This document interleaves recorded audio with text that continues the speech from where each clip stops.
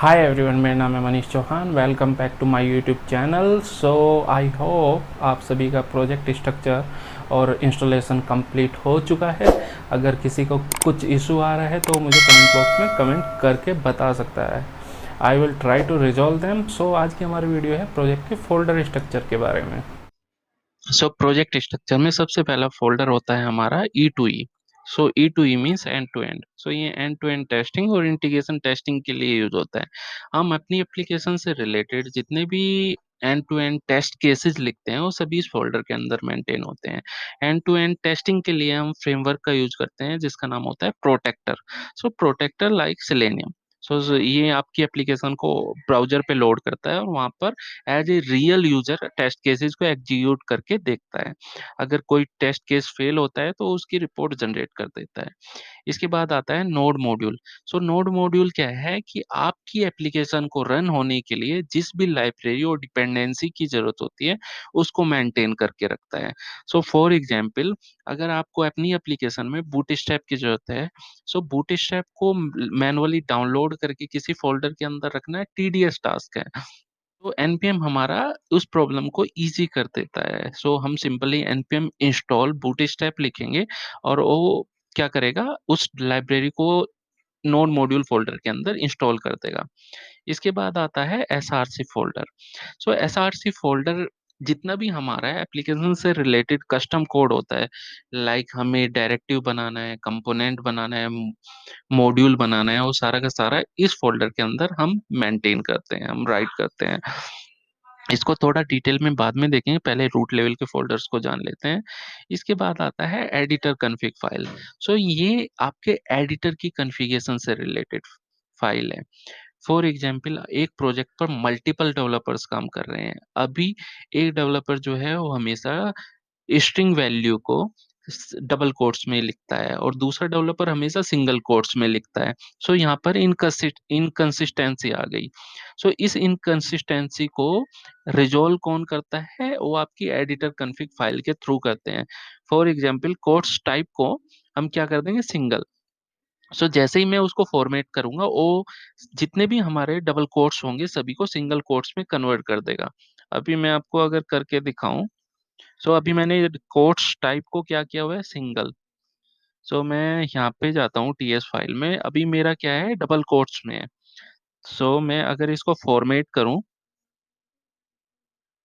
तो दोनों लाइनें ऑटोमेटिकली सिंगल कोट्स में कन्वर्ट हो गई। मुझे मैनुअली करने की जरूरत नहीं है। इस टाइप की कॉन्फ़िगरेशन आप एडिटर कॉन्फ़िग में दे सकते हैं। इसकी काफी सारी प्रॉपर्टी है जिसका लिंक मैं आपको डिस्क्रिप्शन में दे दूंगा। इसके बाद आता है आपका गिट इग्नोर। गिट इग्नोर आपके वर्जनिंग कंट्रोल सिस्टम से रिलेटेड होता है, गिटहब से रिलेटेड होता है। अगर आप किसी फाइल को चेक इन नहीं करना चाहते हो, लाइक नोड मॉड्यूल्स हो, हम उनका जो पाथ है वो यहाँ पे मेंशन कर देते हैं। सो नोड मोड गिटहब जब भी चेंज को डिटेक्ट करता है वो उस फाइल और फोल्डर को हमेशा स्किप कर देता है। इसको करने के लिए सिंपली आप फॉरवर्ड स्लैश और फोल्डर का नाम दे दोगे। आप पूरा पाथ भी दे सकते हो, लाइक अब पर्टिकुलर एसआरसी के अंदर से मेन डॉट टीएस को स्किप करना चाहते हो, मैं ऐसे भी टाइप कर सकता हूँ। मैं कभी भी इसमें चेंज करूंगा मेन डॉट टीएस के अंदर और उसके चेंज को डिटेक्ट नहीं करेगा।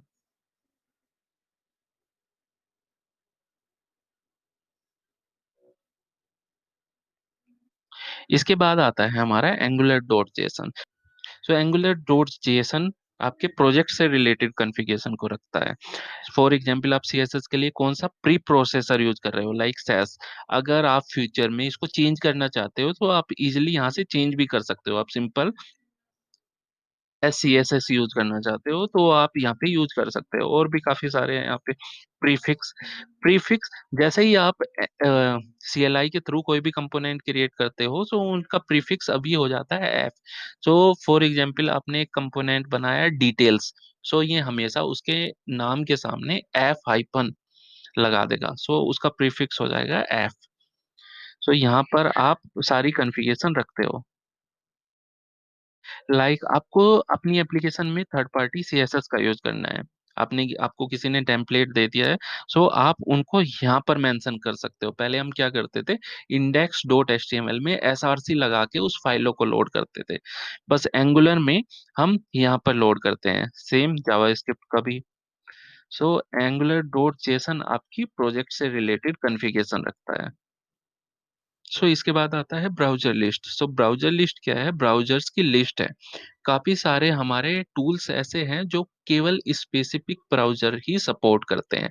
सो उनकी डिटेल हम यहाँ पर मेंशन करते हैं। हमने यहाँ पे मेंशन किया है कि लास्ट 2 वर्ज़न्स की, केवल 2 वर्ज़न्स पे ही सपोर्ट करेंगे।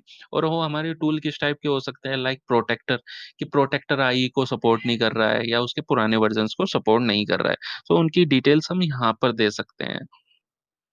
कर्मा डॉट जेसन, हम अपनी एप्लीकेशन में यूनिट टेस्ट केसेस लिखते हैं फॉर डेवलपमेंट प्रोस्पेक्टिव।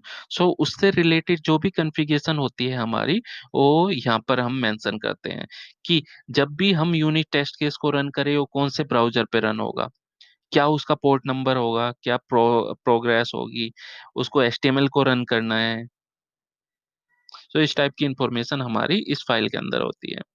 इसके बाद होता है पैकेज डॉट जेसन।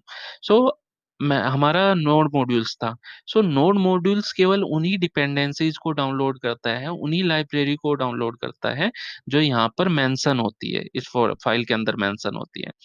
सो यहाँ पर दो टाइप की आपको डिपेंडेंसीज दिखेगी, एक होता है डिपेंडेंसीज और एक होता है dev dependencies. Dev dependencies development के लिए यूज होती है और डिपेंडेंसीज आपके प्रोडक्शन के लिए यूज होती है। फॉर एग्जाम्पल डेवलपमेंट के लिए आपको काफ़ी सारी एक्स्ट्रा चीज़ों की ज़रूरत पड़ेगी, लाइक आपको टेस्ट केस एग्जीक्यूट करने हैं, बट वो आपको प्रोडक्शन के लिए नहीं चाहिए। सो प्रोडक्शन के लिए क्यों हम उनको डाउनलोड करें, इंस्टॉल करें? सो इसलिए हमारे पास 2 टाइप की डिपेंडेंसीज होती है, एक डेव डिपेंडेंसीज और एक डिपेंडेंसीज। इसके बाद आता है package lock JSON. So package lock JSON automatically generate होती है। ये आपके जेसन से ये आपके पैकेज की डीप इंफॉर्मेशन रखता है। लाइक आपके पैकेज का आपकी डिपेंडेंसी का वर्ज़न क्या है और आपकी डिपेंडेंसी किस और डिपेंडेंसीज़ पे डिपेंड है।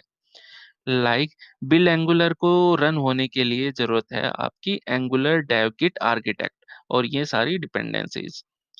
सो ये आपकी सारी डिपेंडेंसीज़ को मेंटेन करके रखता है।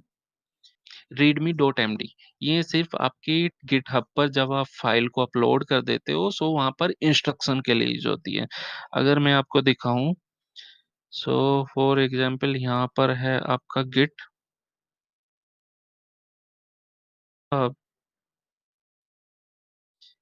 सो जो ये आपको इंस्ट्रक्शन दिख रही है, ये पार्ट है आपका एमडी, रीडमी डॉट एमडी।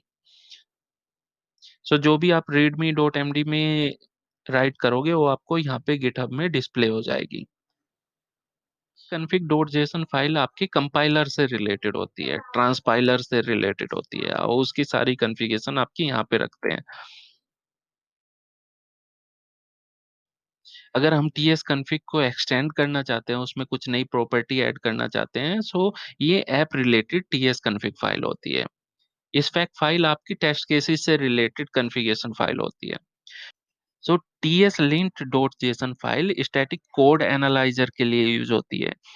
अगर हम अपने कोडर्स के लिए, डेवलपर्स के लिए कुछ रूल सेट करना चाहते हैं कि वो हमेशा सेम पैटर्न का यूज़ करें, सो रूल हम यहाँ पर डिफाइन कर सकते हैं। लाइक हमारी डायरेक्टिव सेलेक्टर का जो नेम होगा, वो हमेशा कैमल केस होगा। सो अगर यूज़र कैमल केस का यूज़ नहीं करता है, सो उसको वार्निंग दिखाई देती है। अभी चलते हैं हम एसआरसी फ़ोल्डर के अंदर। सो एसआरसी फ़ोल्डर के अंदर हमारा सबसे पहला ऐप, ऐप के अंदर हमारा कस्टम कोड होगा। एसेट्स, जितने भी हमारे इमेज वगैरह होंगे रिलेटेड टू एप्लीकेशन, वो हमारे सारे एसेट्स फ़ोल्डर के अंदर होंगे। उसके बाद आता है आपका एनवायरनमेंट। सो ये एनवायरनमेंट स्पेसिफिक कॉन्फ़िगरेशन। तो इसके बाद आता है हमारा एनवायरनमेंट फ़ोल्डर। यहाँ पे आप देख सकते हो, एक है environment.ts और सेकंड है environment.prod.ts। सो यहाँ पर हम अपने एनवायरनमेंट से रिलेटेड वेरिएबल्स को डिक्लेयर कर सकते हैं। फॉर एग्जांपल हमारे लोकल होस्ट हम अपने फॉर एग्जांपल हम एक फॉर एग्जाम्पल हम अपने प्रोजेक्ट में एपीआई का यूज कर रहे हैं, बट लोकल होस्ट के लिए एपीआई का यूआरएल डिफरेंट है, बट प्रोडक्शन के लिए एपीआई का यूआरएल विल बी डिफरेंट। सो हम क्या करेंगे यहाँ पर, एपीआई यूआरएल हमारा लोकल, यहाँ पे है लोकल होस्ट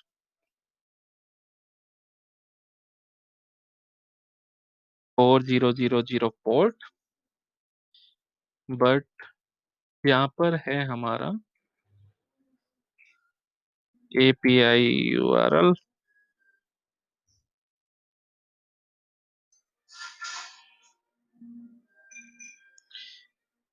www.api.com।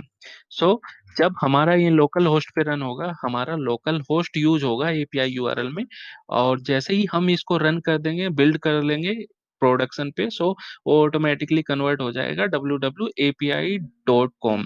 सो हम इन्वायरमेंट से रिलेटेड जितने भी वेरिएबल और कॉन्फ़िगरेशन रखते हैं, वो सारी इन फाइल्स के अंदर रखते हैं। फैव आइकन जो ये तो आपको ब्राउजर पे दिखाई देता है ऊपर। इसके बाद आता है इंडेक्स। इंडेक्स आपका होता है एचटीएमएल पेज। तो यहाँ पर होता है एफ हाइपन रूट। सो ये डायरेक्टिव, ये आपके कंपोनेंट का नाम होता है, जो मैं आपको बाद में अभी दिखाने वाला हूँ।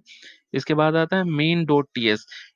ये जो होता है, ये आपका होता है फर्स्ट एंट्री पॉइंट आपकी एप्लीकेशन को रन करने के लिए। सो यहाँ पे होता है हमारा ब्राउजर प्लेटफॉर्म, ब्राउजर डायनेमिक। ये आपके फर्स्ट मॉड्यूल को बूटस्ट्रैप करता है, रन करता है। पोलीफिल पोलीफिल डॉट टीएस, काफी सारे ब्राउजर जो है कुछ फंक्शंस को, कुछ ब्राउजर की कैपेबिलिटी को सपोर्ट नहीं करते हैं। सो उनके सपोर्ट के लिए हम कुछ कस्टम कोड लिखते हैं, जिनको हम बोलते हैं पोलीफिल्स। सो उस कोड को हम यहाँ पर मेंटेन करके रख सकते हैं। इसके बाद आता है style dot C S S. So style dot C S S में हम ग्लोबली सी एस एस को राइट डाउन कर सकते हैं। लाइक हमें बॉडी डिफाइन करना है, H T M L define करना है, सो हम यहाँ पे अपनी सी एस एस को मेंटेन कर सकते हैं। ये टेस्ट डॉट टी एस है, ये आपकी एक डमी टेक्स्ट फाइल है। अब चलते हैं हम ऐप फोल्डर के अंदर। ऐप फोल्डर के अंदर ये हमारा राउट मॉड्यूल, ये है F hyphen component dot T S. So main component का HTML हमारा यहाँ पर होता है, उससे रिलेटेड हमारी CSS यहाँ पर होती है, और जो भी हम लॉजिक लगाते हैं वो हम यहाँ पर लगाते हैं। सो इसके बाद आता है हमारा app dot module dot T S. So ये होती है हमारी मॉड्यूल फाइल। सो मॉड्यूल क्या है, module is a logical boundary for your application. So module के अंदर हम अपने कंपोनेंट क्रिएट कर सकते हैं, डायरेक्टिव क्रिएट कर सकते हैं, सर्विसेज क्रिएट कर सकते हैं, पाइप्स क्रिएट कर सकते हैं, बट उनको हमें रजिस्टर करना होता है ऐप मॉड्यूल के अंदर। सो यहाँ पर मॉड्यूल क्रिएट करने के लिए हम एनजी मॉड्यूल डेकोरेटर का यूज करते हैं, जिसके अंदर पहला होता है डिक्लेरेशन। जो भी हम कस्टम कंपोनेंट, डायरेक्टिव और पाइप्स क्रिएट करेंगे, वो हमेशा हम इसके अंदर डिक्लेयर करेंगे। अगर हम किसी मॉड्यूल को यूज कर रहे हैं, कस्टम मॉड्यूल को या एग्जिस्टिंग मॉड्यूल को, उसके उसके लिए हम यहाँ पर डिक्लेयर करेंगे। अगर हम सर्विसेज को क्रिएट करते हैं और उसको अपनी एप्लीकेशन में यूज करना चाहते हैं, तो वो प्रोवाइडर्स के में आता है सर्विसेज को। और बूट स्ट्रैप होता है कि हमारा एप्लीकेशन लोड होते ही कौन सा कंपोनेंट दिखेगा, उसकी इंफॉर्मेशन हम यहाँ पर डालते हैं। यहाँ पे सिर्फ हम एक कंपोनेंट को डालते हैं। अभी हमारा कंपोनेंट है ऐप मॉड्यूल। सो ये था हमारे प्रोजेक्ट स्ट्रक्चर और फाइल के बारे में। नेक्स्ट वीडियो से हम अपना कोड स्टार्ट करने वाले हैं। तो प्लीज सेटअप योर इन्वायरमेंट, और जिसने भी हमारा चैनल सब्सक्राइब नहीं किया है, प्लीज सब्सक्राइब कर लें।